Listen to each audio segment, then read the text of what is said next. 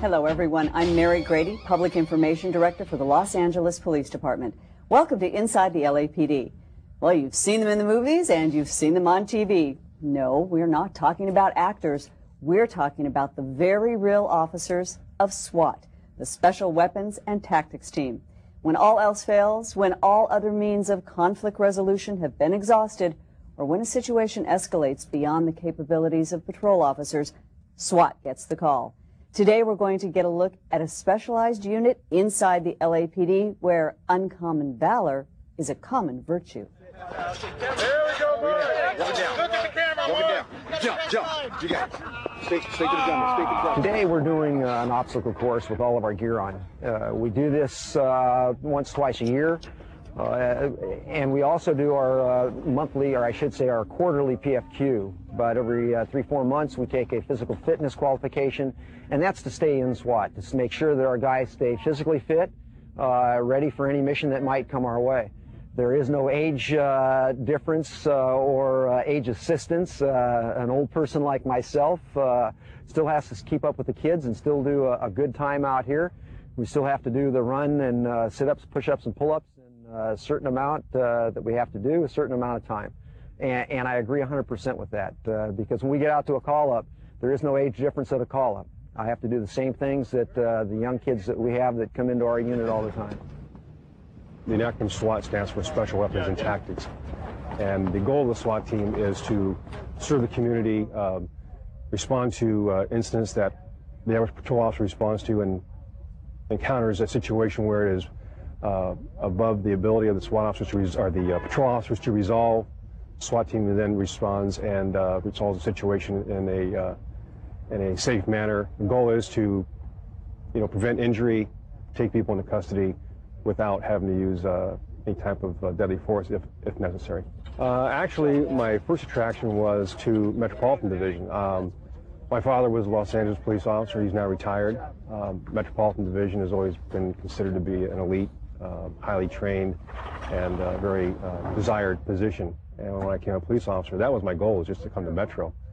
Once I was in Metropolitan Division, I had a partner who suggested, why don't you try out for SWAT? And I really didn't have that in mind when I first came to Metro Division, but once I was here in 1980, it became a goal at that point, and it's been a great experience, something I've never imagined when I first became a police officer I would ever do. That's been wonderful. Each sergeant in SWAT has a squad assigned to them, and basically each sergeant is responsible for the administrative and the supervisory responsibilities of those 10 SWAT members.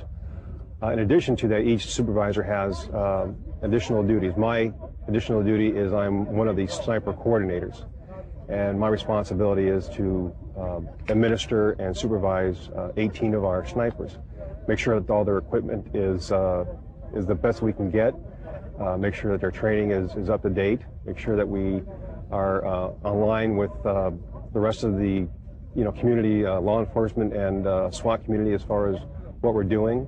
We provide a lot of training for outside agencies.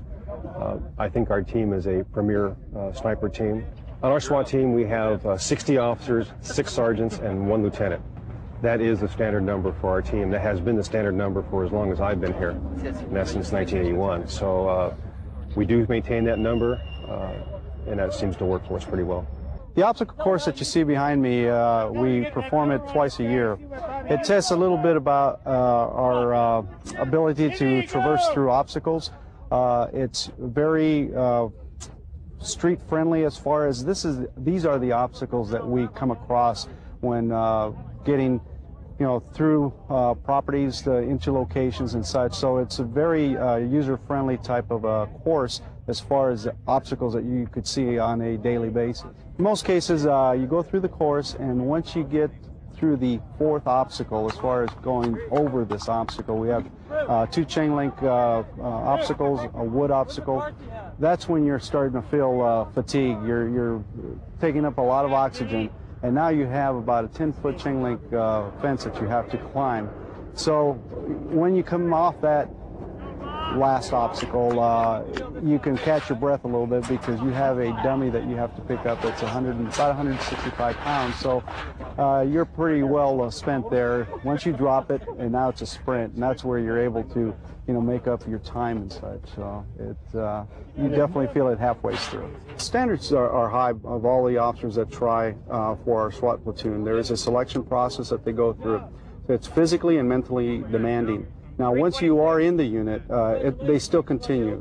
There's a physical fitness test that you have to, every quarter we're tested physically, and every mission we're tested psychologically at times because the different situations that we get involved with. In some cases, we have hostages that are involved, small children that are involved. In other cases, we have, domestic violence involved. We get, all the way to the other extreme where you have a suicidal person. So mentally, it's taxing at times.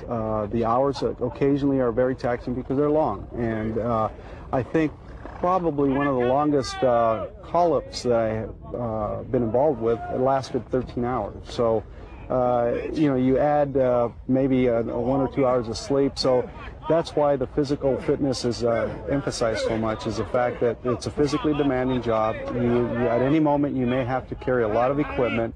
The equipment that you carry, the safety equipment itself, is heavy. So thus, they give us the opportunity to work out on a daily basis, to pass these physical fitness tests. And I think, I'm a firm believer in the fact that given this opportunity to work out, it minimizes the injuries.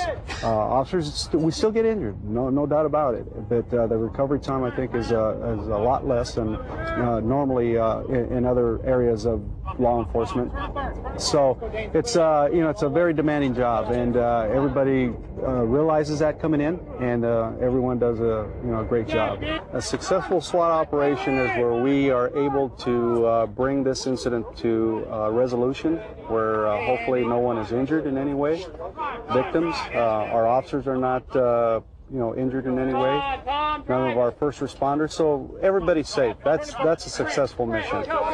We learn from our missions. We try to use what we've learned in the past to keep our unit focused in resolving these difficult situations in a peaceful manner.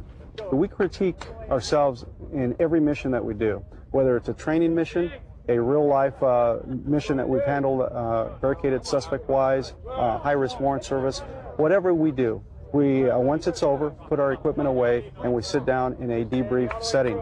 It's an honest, candid debrief. Everyone will say something, including the officer that has the most time on the job all the way to the officer that just came into the SWAT unit. Everyone has something to say. And that's how we learn. If some equipment did not work, if a tactic did not work, well, we're going to fix it here. This way, we can also gear our training towards this last mission that we handled. Maybe it was unique. Something was different than we've never seen before. So we'll incorporate in the next training to keep us, focused on our mission. So they're very candid, adult-like manner, and they're very rewarding at the end as far as it just keeps our mission focused.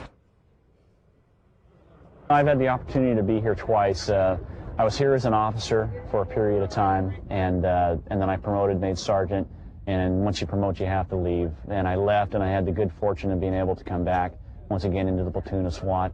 And it really is. It's a very rewarding job. It's a job that I think it's needed.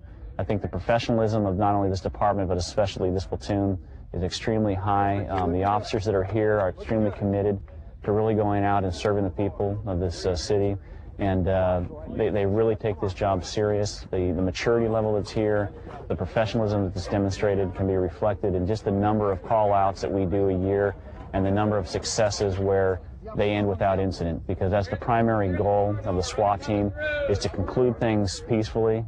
It's not a cowboy organization. These officers go out there, they handle situations, they bring them to a successful conclusion, and usually nobody's harmed, nobody's hurt. And that's a true sign of a successful team. You see a good majority of these officers that are out here running right now, they came here probably well-tenured officers. A lot of them have up to, the average is probably, I'd say, about 7 to 8 years on when they come in. And you'll see officers here that are senior officers that have up to 30 years on the job. and they stay for the long period of time because it is such a rewarding part of the Los Angeles Police Department to be involved in. The enthusiasm is there, and it stays there. I've been on this job for 32 years. I came on this job, this is the last place I thought I was going to wind up. I wound up here, I went into the Metropolitan Division.